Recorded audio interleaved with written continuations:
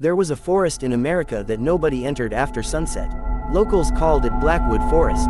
They said people who went inside sometimes came back, but they were never the same. Some returned without remembering where they had been. Others were never found at all.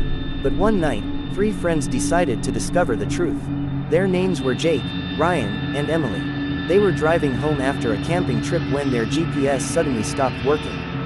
The road ahead disappeared into thick fog. Then Jake saw a wooden sign beside the road. Blackwood Forest, do not enter after dark. Ryan laughed. Perfect. This is exactly where we should go. Emily looked nervous. Guys, maybe we shouldn't. But Jake turned the car toward the forest.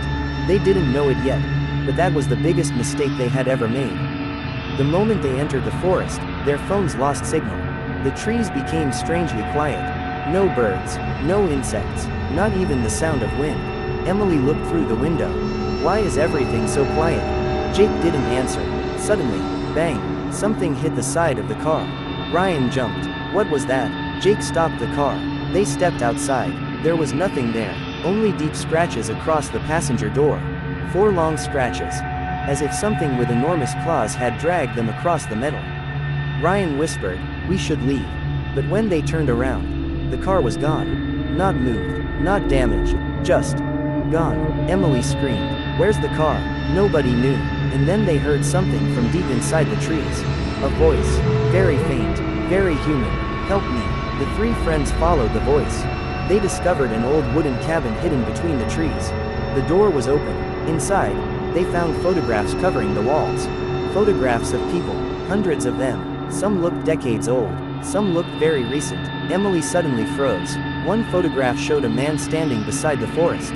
Underneath it was written, "Missing, 2019. Ryan picked up another photograph. His face went pale. This picture was taken yesterday. Jake looked at him. What? Ryan turned the photograph around.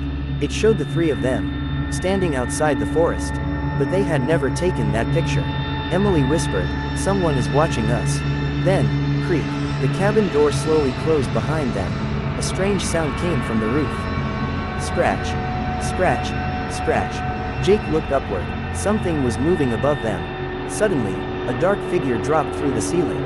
They ran. The creature was tall, thin, and almost human. But its arms were unnaturally long.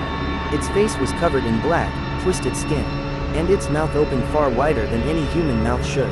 Ryan shouted, "Run!" They escaped the cabin and disappeared into the trees. The creature followed. They could hear its footsteps behind them.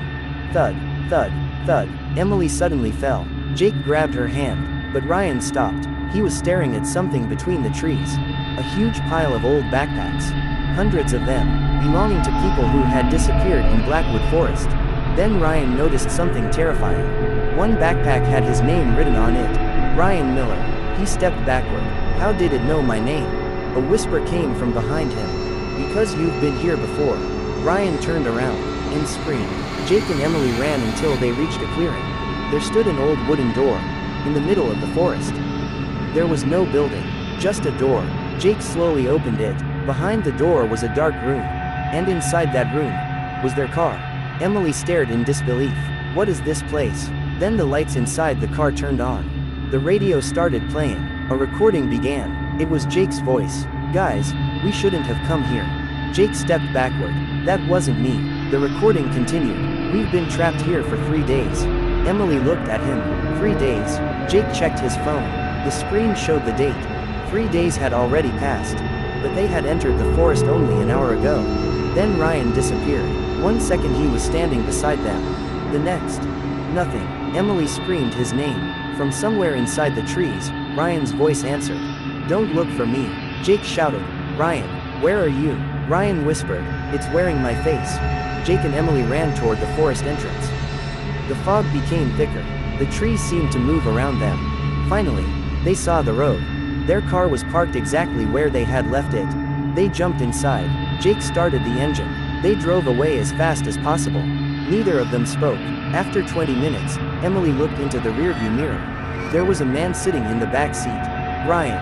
She slowly turned around. His face looked normal. He smiled. "You really thought you escaped." Jake slammed the brakes, but Ryan's smile became wider. Far too wide. The headlights went out, and the forest appeared around them again. Jake looked at the road. The same wooden sign stood ahead. Blackwood Forest, do not enter after dark. Emily began crying. Then Ryan leaned forward and whispered, "You didn't enter the forest. The forest entered you." The screen goes black. A final whisper is heard, "If you ever see Blackwood Forest, don't look back." And if this story gave you chills, like this video, subscribe to the channel, and turn on notifications, because the next story might be waiting for you in the dark.